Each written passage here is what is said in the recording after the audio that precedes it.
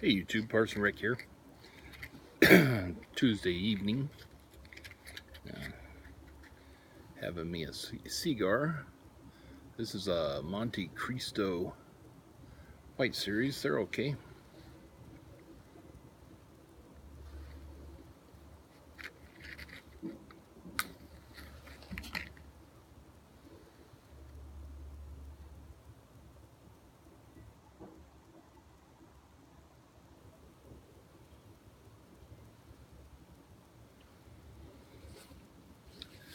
So, still short of breath. Sorry. Told you guys the other day I was reading a semi-interesting book called Dwarves, and that I had the feeling that it was going to be more than just one book, and you guys have told me that it is. I should settle down for it. And I like the way things are put. I like a well-turned phrase. I like the appropriate verbiage, the right word, when you can use why use 10 words when one will do?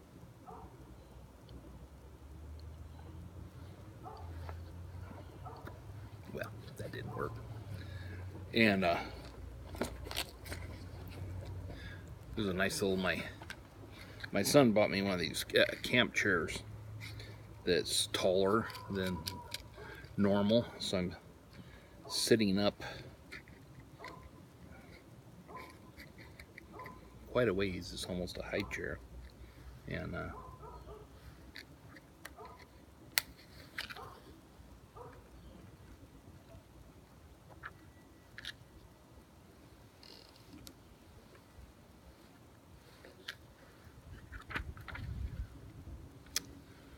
rats. Anyway, it's got pockets. It's got the obligatory table for your drink, but on the other side, it's got pockets, and I've got lighters and tamps and cigar cutters and all sorts of stuff in it. Pretty handy. A little windy out here.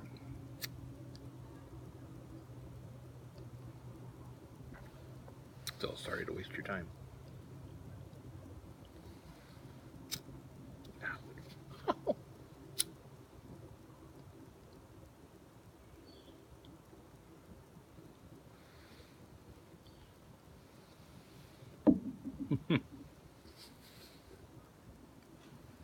Out of practice, I actually haven't had a cigar in a while. Been getting back on the pipes as the weather cools off, and it's getting dark earlier. But anyway, in this book, I have a pretty good vocabulary, I believe, and I've read voraciously ever since I was a sprat, and my kids all read quite a bit, and they all have very good vocabularies, and as most people who like words do, they of course appreciate a pun and all that. And so in this book, both my boys were over at the house last night, and as they were doing something else, and I came across an excerpt in this book that if you don't like words, go ahead and turn me off. I'm not saying anything, but if you do, you might appreciate this.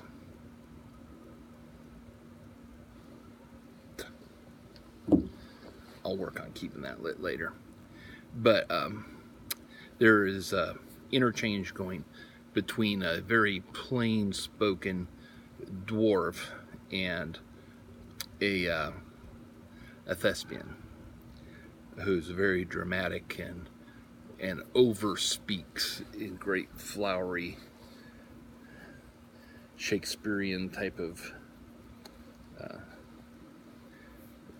jargon, and the dwarf is fed up with it, and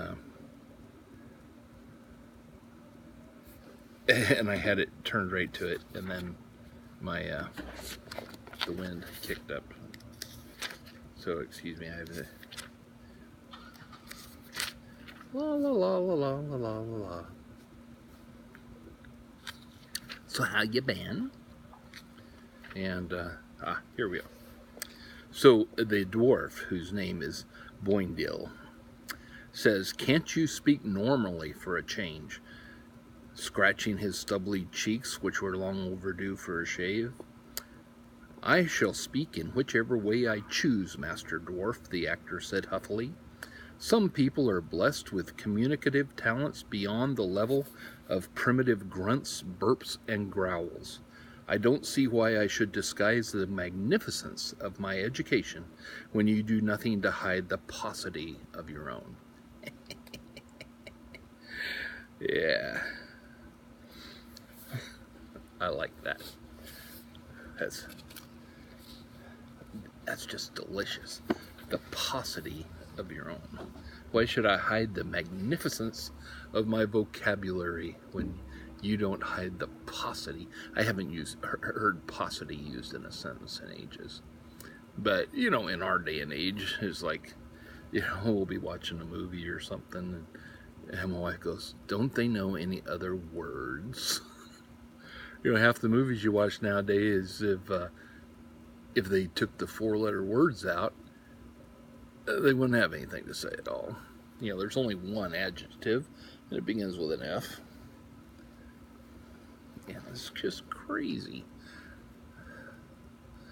I love the way they wrote, you know, Dickens and all of Dante and those guys. They just wrote.